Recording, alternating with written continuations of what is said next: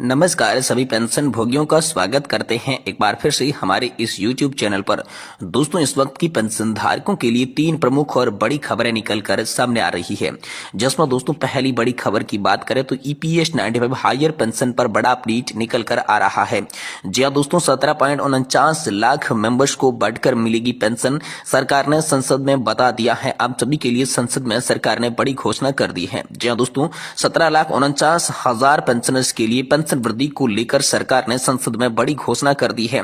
आप सभी को पेंशन बढ़ाकर सरकार किस तरीके से देगी, क्या घोषणा संसद के अंदर सरकार की ओर से की गई, 17.5 लाख कर्मचारी और पेंशन धारकों को किस प्रकार से फायदा होगा, इसके बारे में दोस्तों आज की इस वीडियो के अंदर बात करेंगे। वहीं बात करेंगे सरकारी कर्मचारियों के लिए नई रात है, दो बड़े फैसले आप सभी के लिए लिए हैं। साथ ही NPS और OPS से जुड़े आप सभी के नियमों में बदलाव किया गया है। रिटायरमेंट और VRS के लिए भी 4 नए नियम लागू किए गए हैं। तो सरकारी कर्मचारियों के लिए बड़े बदलाव कौन से हैं, NPS, OPS, रिटायरमेंट और VRS के 4 नए नियम कैसे लागू किए गए हैं, इसके बारे में दोस्तों आज की इस वीडियो के अंदर बात करेंगे। और वहीं अंतिम बड़ी अपडेट की बात करेंगे कि EPS 95 हायर पेंशन को लेकर बड़ी खबर है। 31 जनवरी 2025 तक कर्मचारी भविष्य निधि संगठन ने दे दिया है अंतिम मौका, वरना नहीं मिलेगी 40,000 रुपए तक की उच्च पेंशन। तो आखिरकार EPFO ने अंतिम मौका क्या दिया है, उच्च पेंशन को लेकर दोस्तों आप सभी के लिए क्या बड़ी खबर निकल कर आई, इसके बारे में भी आज की इस वीडियो के अंदर बात करेंगे। इसलिए आप सभी पेंशन धारकों से निवेदन करते हैं कि दोस्तों आज की इस वीडियो को आप लास्ट तक देखिएगा और साथ ही हमारे चैनल पर नए हैं तो चैनल को सब्सक्राइब जरूर कर दीजिएगा। तो चलिए बिना किसी देरी के आज की प्रमुख 3 बड़ी खबरों को इस वीडियो के अंदर विस्तार से सही सटीक और तथ्यों पर आधारित आप सभी को देती हैं। जिसमें से पहली बड़ी खबर की बात करें तो EPS 95 पर बड़ा अपडेट आया है। 17,49,000 मेंबर्स को मिलेगी बढ़कर पेंशन। सरकार ने संसद में इसको लेकर यहाँ पर आप सभी के लिए बड़ी घोषणा कर दी है। जी दोस्तों, सुप्रीम कोर्ट के आदेश के बाद कर्मचारी भविष्य निधि संगठन ने लागू किया उच्च पेंशन का नया विकल्प। जी हाँ दोस्तों, 17,49,000 कर्मचारियों को कैसे मिलेगा उनके वेतन के आधार पर अधिक पेंशन का लाभ और किन्हें होगा सबसे ज्यादा फायदा, चलिए इस खबर को विस्तार से जानती हैं। जी दोस्तों, कर्मचारी भविष्य निधि संगठन से जुड़ी बड़ी खबर आ रही है। यहाँ पर सरकार ने संसद में बताया कि EPFO के करीब 17.5 लाख मेंबर्स को जल्द ही उच्च पेंशन यानी कि हायर पेंशन का लाभ मिलने वाला है। यह फैसला सुप्रीम कोर्ट के नवंबर 2022 के आदेश के अनुसार लागू किया गया है। श्रम और रोजगार राज्य मंत्री सुभाग्रंद लाचे ने राज्यसभा में लिखित जवाब में बता दिया है कि कर्मचारी भविष्य निधि संगठन ने उच्च पेंशन का विकल्प चुनने के लिए एक ऑनलाइन सुविधा उपलब्ध करवाई थी। इसके माध्यम से कर्मचारियों द्वारा कुल 17.5 लाख आवेदन सफलतापूर्वक जमा की गई थी। इससे पहले कर्मचारी 15,000 रुपए प्रति माह की तय सीमा पर योगदान कर रहे थे, चाहे उनका वास्तविक मूल वेतन चाहे कितना भी हो। लेकिन सुप्रीम कोर्ट के आदेश के बाद अब कर्मचारियों को उनके वास्तविक वेतन के आधार पर पेंशन का लाभ मिलेगा। 4 नवंबर 2022 को सुप्रीम कोर्ट ने एक ऐतिहासिक फैसला सुनाते हुए मौजूद कर्मचारियों को कर्मचारी पेंशन योजना 1995 के तहत उच्च पेंशन का विकल्प देने की अनुमति दी थी। इस फैसले के बाद लाखों कर्मचारी जिन्होंने अपने मूल वेतन के हिसाब से पेंशन की मांग की थी, उन्हें दोस्तों अब जाकर बड़ी राहत मिली है। जी हां दोस्तों, अब तक कर्मचारियों को केवल 15,000 रुपए की अधिक सीमा पर पेंशन का लाभ मिलता था, लेकिन वास्तविक वेतन अधिक होने के बावजूद भी उन्हें कम पेंशन मिल रही थी। सुप्रीम कोर्ट के आदेश के बाद जो कर्मचारी उच्च वेतन पर योगदान कर रही है उन्हें उसी आधार पर पेंशन मिलेगी। ये निर्णय उन कर्मचारियों के लिए फायदेमंद साबित होगा जो लंबे समय से वास्तविक वेतन के अनुसार पेंशन पाने की मांग कर रही हैं। तो दोस्तों, कर्मचारी भविष्य निधि संगठन का ऑनलाइन विकल्प और प्रक्रिया की बात करें तो सुप्रीम कोर्ट के आदेश को लागू करने के लिए EPFO ने एक ऑनलाइन सुविधा की शुरुआत कर दी थी। इसके तहत कर्मचारियों को उच्च पेंशन का विकल्प चुनने और आवेदन जमा करने की सुविधा दी गई थी। 17,49,000 कर्मचारियों ने इस विकल्प का लाभ उठाते हुए आवेदन सफलतापूर्वक जमा किए हैं। अब इन कर्मचारियों को वास्तविक वेतन के अनुसार उच्च पेंशन दी जाएगी। सरकार का उद्देश्य है कि कर्मचारी सेवानिवृत्ति के बाद किसी भी वित्तीय समस्या का सामना न करें। EPS 95 जैसी योजनाएं कर्मचारियों की भविष्य को सुरक्षित दिशा में करने का एक बड़ा कदम है।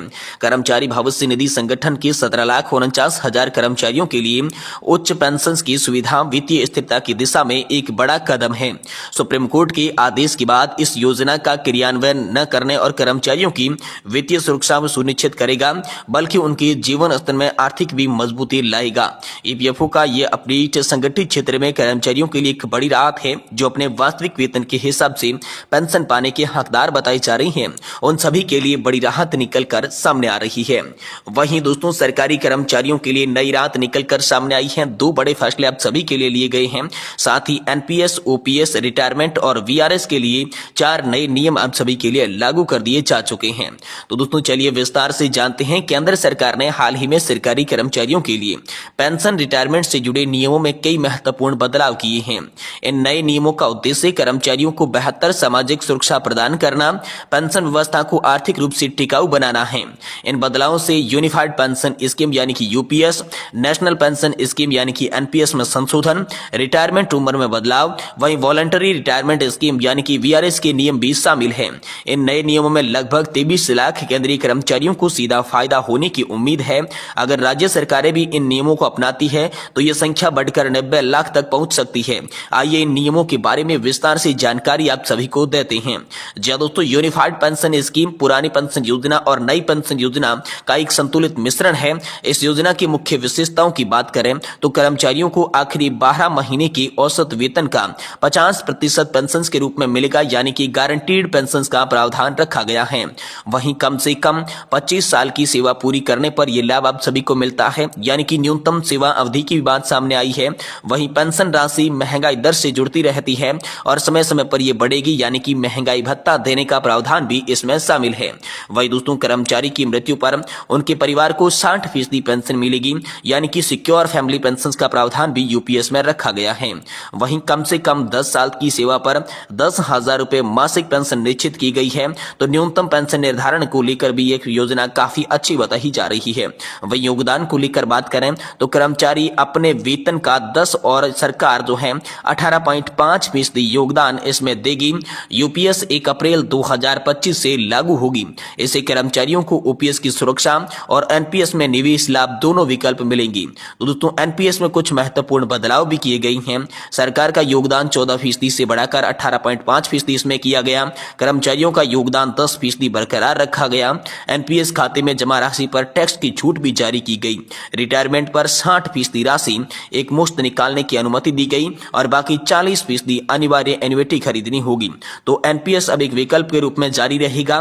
कर्मचारी यूपीएस या एनपीएस दोनों में किसी एक को यहाँ पर जो है चुन सकते हैं।